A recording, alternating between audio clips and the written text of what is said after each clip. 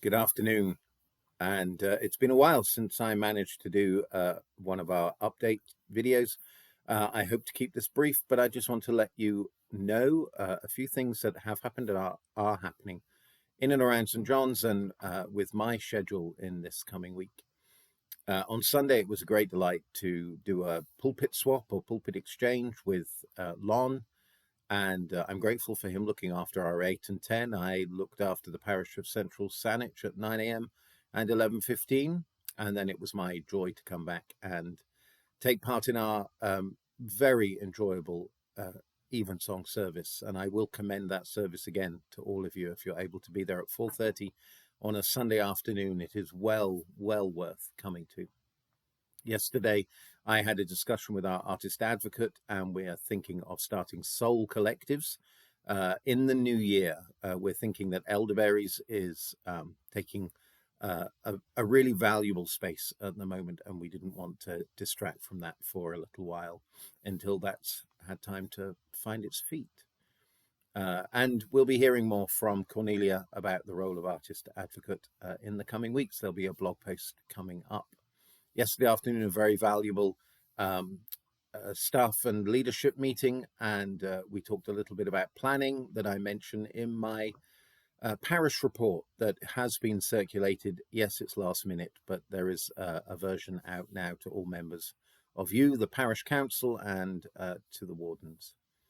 They will be available, as always, on the website. I say as always, we finally think we have a system to make sure that all of our minutes and reports go up on the website very soon after every parish council meeting. Today, we started the day with a 900 block meeting, the Good Neighbours group, as it used to be called. And there is much going on, particularly with conversation about public washrooms along Pandora, and in conversation with the city and with Island Health and with our place in those kind of things.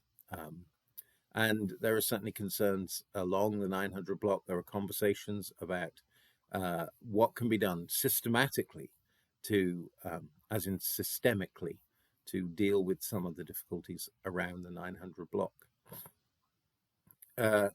Today, of course, it will be parish council in the evening, and I'm looking forward to seeing you all at 7 p.m. Here in the parish house. Tomorrow we go back to the usual pattern of having our 8 a.m. Eucharist, and then it will be sermon circle, midday prayers are live as they are every Monday to Friday on facebook.com St. John Vic BC, and then I think I might even have some sermon prep time in the afternoon.